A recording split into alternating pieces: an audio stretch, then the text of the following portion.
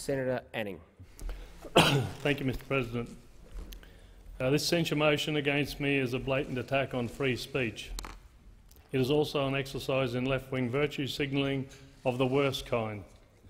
Of course, this is exactly the kind of self-righteous left-wing intolerance of alternative views that you would expect from an extremist party like the Greens, Mr President.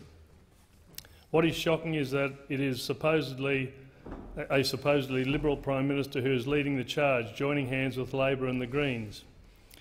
The specific reasons for moving a motion to censure me are barely coherent. The motion calls on the Senate to censure me for supposedly inflammatory and divisive comments, seeking to attribute blame to the victims of a horrific crime. What inflammatory and divisive comments, Mr President? What blame did I attribute to the victims? I said nothing of the sort. Following this shocking attack on two mosques in Christchurch on the 15th of March, I issued a media statement condemning the shooting and the shooter in the strongest possible terms. However, after putting the immediate blame where it belonged, I looked for contributing causes. I identified that immigration program that allowed Muslim fanatics to migrate to New Zealand was a key enabler of community violence. The claim that this somehow blames the victims is absurd, Mr President. My real crime, of course, is that I simply told the truth at a time when the left-wing political and media elites least wanted to hear it. In the 3 weeks before the shooting in Christchurch, 120 Christians in Nigeria were shot or hacked to death by Muslims. The tragedy was not reported in a single Australian news outlet that I am aware of. Much closer to home, in the Philippines in January, a cathedral was bombed by Muslims and 20 innocents attending Mass were killed, with over 100 injured. Much closer, where was the statement from Morrison's government denouncing the killers? Where was the outrage from the others condemning me? Just 3 days after the Christchurch killings, a Muslim fanatic killed 3 and wounded 5 others in a tram in Holland. Again, silence from those seeking to censure me now. Since the attack in Christchurch on the 15th of May, there have been 66 new terrorist attacks committed worldwide by Muslims, killing 342 and injuring many hundreds of others. Since the Islamic attack on the Twin Towers in New York in September 11, 2001, there have been more than 34,000 terrorist attacks conducted in the name of Islam. This is a staggering number. Once again, we hear the deafening silence from these figures from those moving this censure motion, because, of course, Muslims as perpetrators does not fit their current narrative. Where was the Parliament's condolence motion for these victims of Muslim terrorism? Yesterday, the government expressed solidarity with Muslim victims of one New Zealand attack, but the growing list of thousands of civilian victims of Muslim terrorism is ignored. Has everyone forgotten the scores of heinous terrorist attacks committed by Muslim fanatics here in Australia, in France, Germany, Britain, Spain and the United States and elsewhere? Australians and New Zealanders should be able to both condemn the attacks in Christchurch, but also to see them in perspective and be able to discuss related factors without being shouted down or subject to parliamentary censure. Following my comments on the Christchurch shooting, I was the victim of a physical attack in Melbourne. Even though this only involved a young adult with an egg, it was nevertheless an example of political motivated violence. While those who don't like me may have been delighted to see me attacked, we might have expected a statesman-like response by the Prime Minister deploring such action. Not at all. The President insisted, Prime Minister Morrison said that I should be charged. He was reported saying that, having been a victim of politically motivated violence, I should, and I quote, be subject to the full force of the law. Yesterday I asked Minister Birmingham if the government backed the Prime Minister's shocking statement that I have no place in Parliament, and his apparent lack of concern for politically motivated violence against me. The answer was a resounding yes. It may have only been an idiot with an egg this time, but there is a continuum which begins with this and ends with a fanatic with a gun or a bomb. But apparently, according to Prime Minister Morrison, that's okay as long as the victims are Conservatives. The Prime Minister loves to recycle his predecessor's mantra that Australia is the most successful multicultural society in the world. What a ridiculous statement.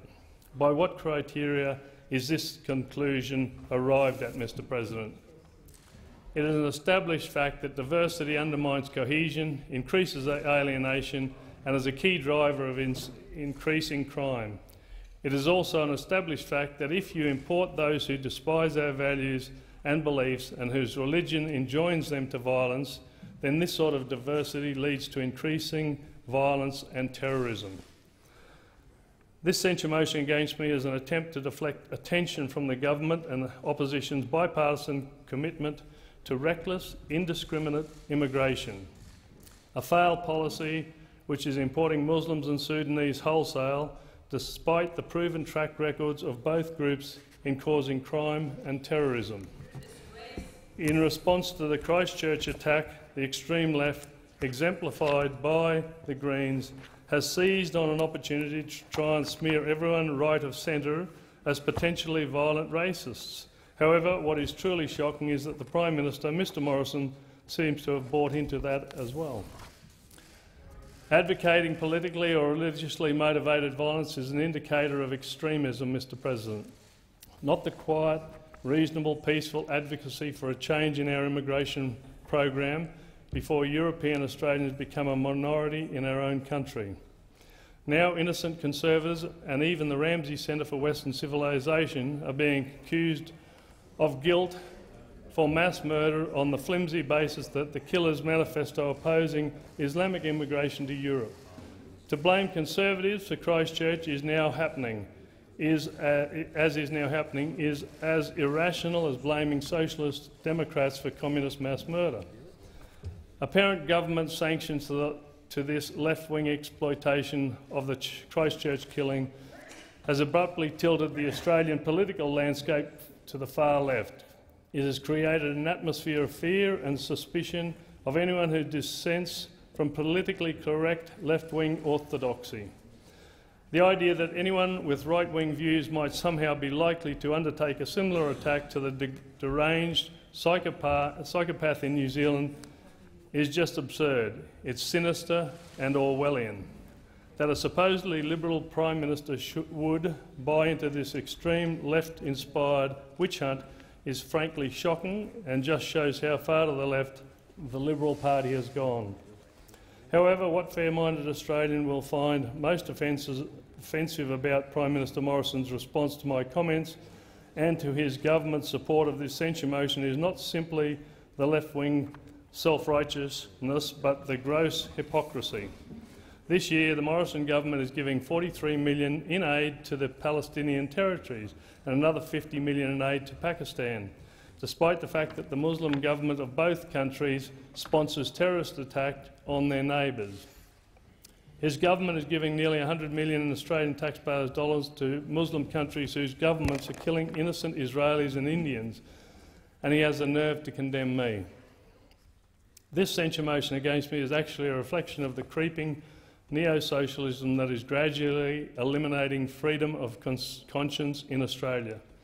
This government refused to replace Section 18C of the Racial Discrimination Act, refusing to rein in the commissars of the Human Rights Commission, and now, along with Labor and the Greens, seeks to condemn someone by simply speaking the truth to power, saying that free speech is conditional on staying within the bounds that those in power stipulate, as Minister Birmingham said yesterday, is actually to say that there is no free speech at all. What is being censured here is not really me. It is the right of anyone to say something that those in power disagree with. If, as a senator, I am not allowed to express my views, what chance do everyday Australians have to say what they think? This left-wing virtue signalling censure motion is also a metaphor for everything that is wrong with this government. Sir Robert Menzies would be rolling in his grave. Thank you. Senator Hanson-Young. Thank you, Mr President. Well, if you ever wondered why this man should not be in this place and why this censure motion should go ahead, you've just heard it. You are a disgrace. And don't smile at me, don't smile at the rest of us. People lost their lives, and you think it's a joke. You think it's a joke. What an absolute disgrace. He has no right to have the privilege to stand in this place and spout that hatred, that racism, to be an apologist for terrorism, for murder. He is not fit to represent Australians in this place. He's not fit to be able to stand here with the privileges that the role of senator comes with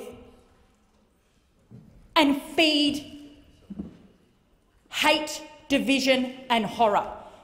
We know where this leads because we've seen it. We saw it on the 15th of March in New Zealand. We know where it leads because we've heard the names of the 50 people who died. And to have, I'm not even going to call him Senator Anning because he doesn't deserve it. To have this man come in here and double down. He must be suspended. He does not deserve another moment of privilege in this place. He is not fit to represent the Australian people. He's not fit to call himself Australian. He is not us. Senator Whish-Wilson. Thank you, President. I just wanted to get a few of my thoughts on record today. We've talked a lot about, rightly so, about the role that polity has played, this chamber, the other place, in the rise of the politics of division, hate speech, race baiting. I just wanted to comment a little bit on the role that the media has also played in this country. Now, it's quite clear from Senator Anning's statements from his first speech, where he talked about the final solution in here, that a policy advisor said to him, and these are Senator Anning's own words, that he needed something. He needed something that disgusting and that shocking to actually get his speech covered in the media. Since I've been here, Mr. President, I've noticed this trend towards outrage, towards shock. I noticed it with my previous Tasmanian colleague, Senator Lambie. She was one of the first people in this place to race bait, to talk about banning burqas and Muslim immigration. And I've just seen it degenerate over years. It's about getting a headline, it's about their personal gain, and it's about politics. And when I reflect on the role that the media plays in this, my previous leader of the Australian Greens calls the hate media in this country, and I will call it out. There are Rupert Murdoch publications in this country, like the Daily Telegraph, that everybody knows, black and white, have traded on dog whistling around Muslim immigration, around Muslim terrorism, around immigration, and so on and so forth. We've seen it in recent weeks with Sky TV. How do they get people to come in day after day, hour after hour, to sing off the same song sheet and say the same words about the Greens? How do these Murdoch mouthpieces operate so effectively in this country? Well, I'm sorry. We absolutely should be reflecting on the role the polity has played in race baiting and the rise of hate speech, and ultimately the grooming and radicalisation of an Australian man who became a white terrorist. And I use those two words very carefully because they're often used in the hate media in discussions about Muslims. But this man was groomed and he was radicalised here and overseas, and the media played an important role in that, Mr. President. So while we should rightfully be reflecting on our role and how we can improve that and always call it out within our own ranks, it is absolutely essential that the media especially elements of the Murdoch media, do exactly the same thing in this country. They need to be called out every time they race bait. They need to be called out for the role that they've played, and they absolutely need to change that as well. Okay, now I'm going to put the motion moved by Senators Cormann and Wong. I did have a request from a senator, Senator Bernardi, who's not in the chamber, to put Clause D separately. I'll look to the clerk to see what I should do, given I've had the request but the senator's not present.